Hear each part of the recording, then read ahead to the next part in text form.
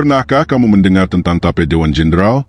Sebuah rekaman yang katanya berisi bukti bahwa para jenderal hendak mengkudeta Presiden Soekarno.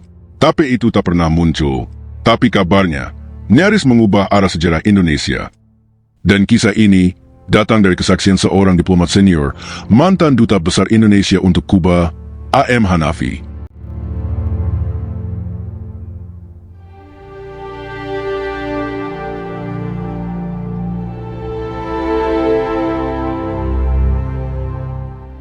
Pertemuan yang tak disangka.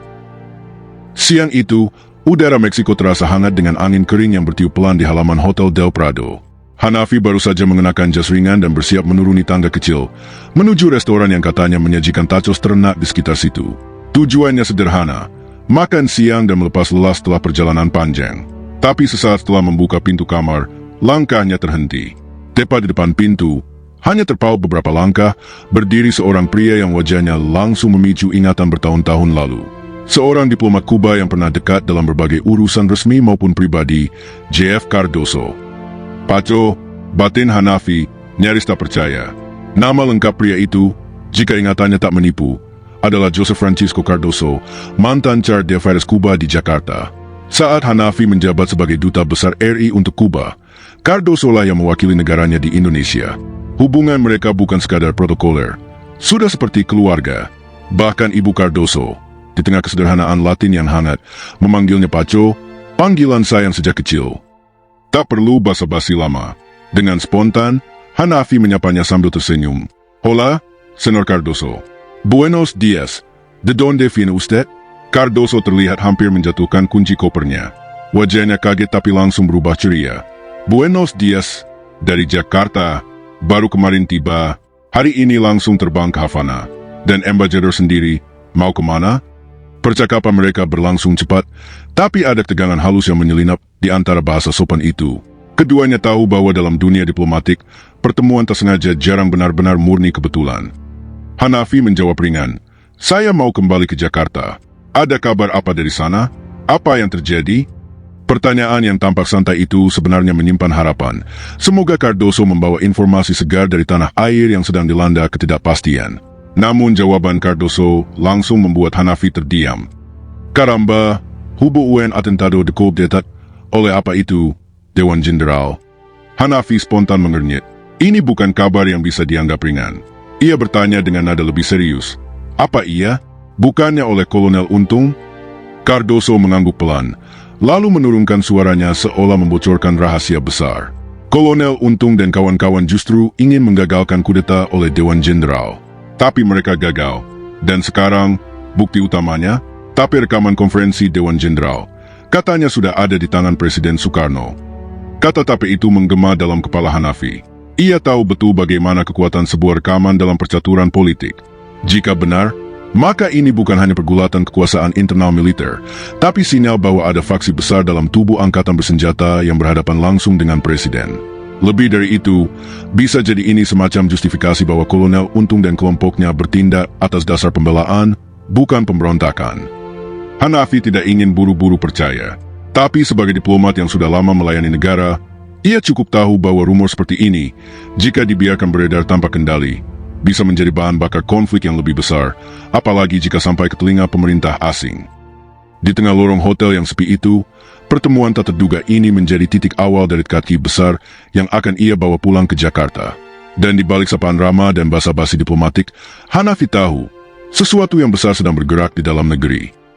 Antara percaya dan curiga, kepala Hanafi langsung penuh tanda tanya. Kata-kata Cardoso terus berputar dalam benaknya.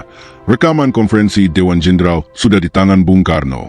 Bila itu benar, maka situasi di Jakarta sedang jauh lebih genting dari yang ia bayangkan saat berangkat dari Havana. Namun justru karena terlalu dramatis, kabar itu terasa janggal.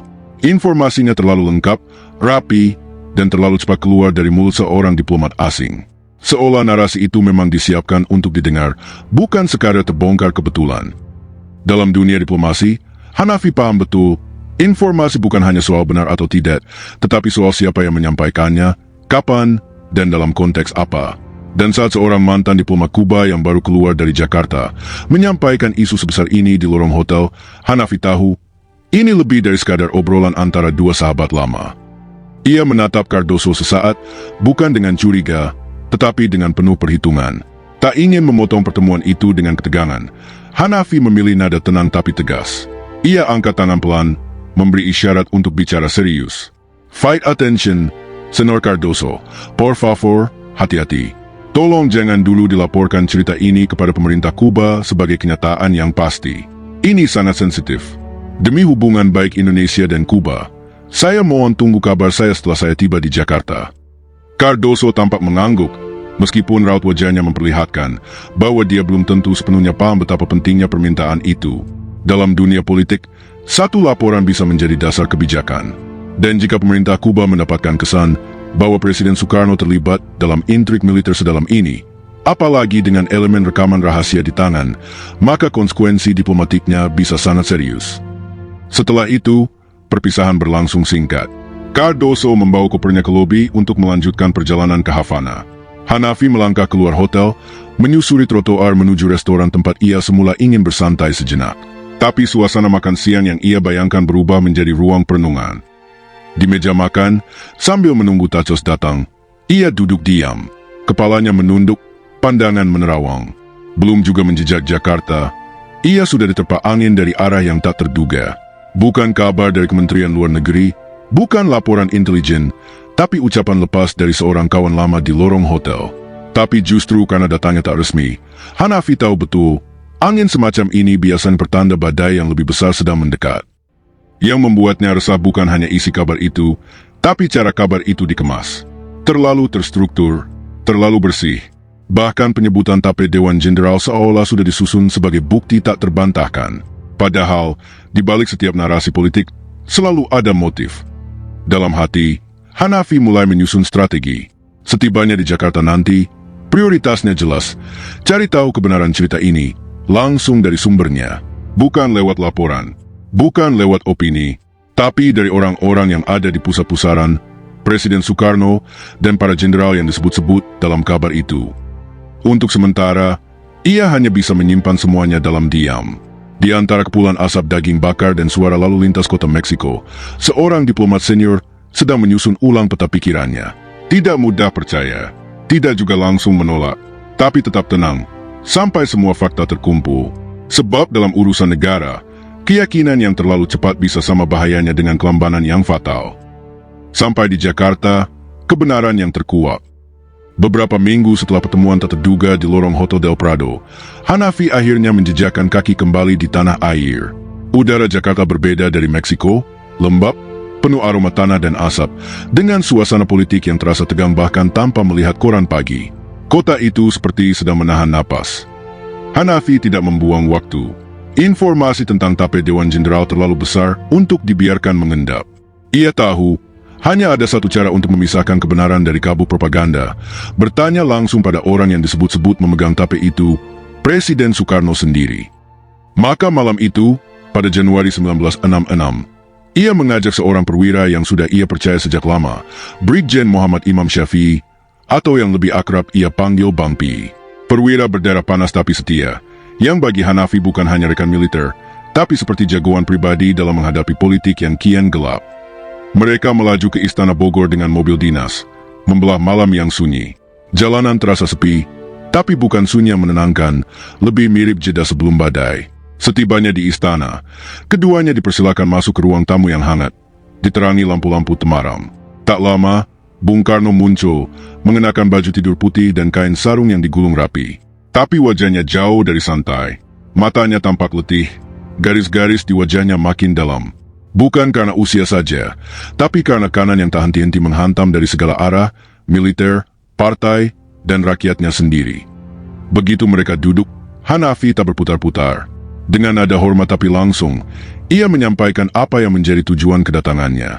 Bung, saya dengar kabar dari luar negeri, khususnya dari diplomat Kuba yang baru kembali dari Jakarta.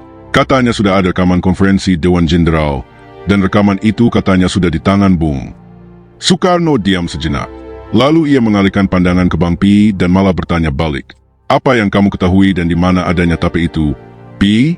Pertanyaan itu seperti dilemparkan ke ruang kosong. Bang Pi, yang biasanya tenang dan tangguh, kali ini tampak ragu. Ia menatap Bung Karno, lalu Hanafi, Sebelum menjawab pelan, hampir seperti anak sekolah yang tak yakin dengan jawabannya. "Loh Pak, orang-orang bilang tape itu sudah ada di tangan Bung Karno." Bung Karno menarik napas panjang. Wajahnya mengeras. Sorot matanya mendadak dingin. Bukan karena marah, tapi karena kecewa. "Semuanya itu omong kosong," katanya lirih, tapi tajam. "Omong kosong. Makanya itu jadinya begini." Kalimat itu menggantung di udara. Dalam sekejap, semua dugaan, semua ketegangan, semua konstruksi cerita yang Hanafi dengar di luar negeri, runtuh begitu saja. Yang tersisa hanya kenyataan getir, bahwa sebuah rekayasa informasi telah menyebar luas, bukan hanya di dalam negeri, tapi juga ke luar negeri, menjangkiti diplomasi dan menggiring opini internasional. Hanafi memandangi wajah Bung Karno yang tampak muram dan lelah.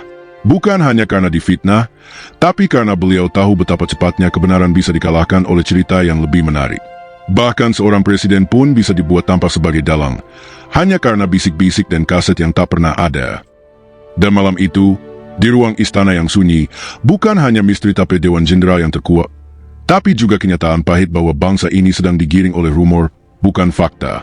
Bahkan pemimpinnya pun harus menjelaskan bahwa ia tak sedang memegang bukti, karena memang tak pernah ada bukti itu sejak awal. Omong kosong yang nyaris menjadi nyata. Kabar tentang tape Dewan Jenderal yang pertama kali Hanafi dengar dari mulut Cardoso di lorong Hotel Meksiko ternyata tak lebih dari narasi yang direkayasa, sebuah cerita yang dibangun dengan cermat, tapi kosong di dalamnya. Bung Karno sendiri menyebutnya dengan terang, omong kosong. Bukan hanya karena ia tidak pernah melihat tape itu, tapi karena tape itu memang tak pernah ada. Namun yang lebih menakutkan dari kebohongan itu adalah kekuatannya. Betapapun tidak nyatanya, kabar tersebut menyebar dengan kecepatan dan keyakinan yang luar biasa. Ia menembus tembok istana, menyusup ke perbincangan antar jenderal, membelah opini rakyat, dan yang paling mencengangkan, menyeberangi lautan hingga ke telinga para diplomat asing. Termasuk Cardoso, yang sebagai utusan Kuba, datang dari Jakarta membawa cerita seolah-olah ia menyaksikan langsung rekaman yang tak pernah eksis itu. Itulah kekuatan dari sebuah kebohongan yang dibangun dengan elemen bukti, sekalipun bukti itu fiktif. Kata rekaman memberikan kesan otentik, bahwa telah terjadi sesuatu yang nyata, terdokumentasi, terdengar langsung. Dalam suasana Indonesia yang saat itu dipenuhi ketegangan pasca gerakan 30 September, narasi semacam ini bukan hanya dipercaya, tapi dicari-cari. Semua pihak ingin tahu siapa yang bersalah. Dan tape itu, jika benar ada, bisa menjadi bukti pamungkas yang akan mengunci sejarah dalam satu versi. Sayangnya, atau mungkin untungnya, tape itu tak pernah ditemukan, karena memang tidak pernah dibuat. Tapi kerusakannya sudah terjadi. Narasi itu sudah telanjur tumbuh, dibisikkan dari satu kantor-kantor lain, dari ruang rapat militer ke kedutaan besar. Dalam dunia politik yang rapuh, narasi bisa lebih mematikan dari peluru. Ia membunuh kepercayaan, menebar kecurigaan, dan membuka jalan bagi pembenaran tindakan yang ekstrim. Malam itu, setelah meninggalkan Istana Bogor dengan kepala penuh pikiran, Hanafi dan Bang Pi melintasi jalanan gelap menuju Jakarta. Tapi belum sempat sampai rumah, mobil mereka dihentikan di kawasan Kalibata oleh sekelompok tentara bersenjata. Mereka memperkenalkan diri sebagai bagian dari pasukan Kujang Siliwangi. Hanafi dan Pi tidak banyak bicara.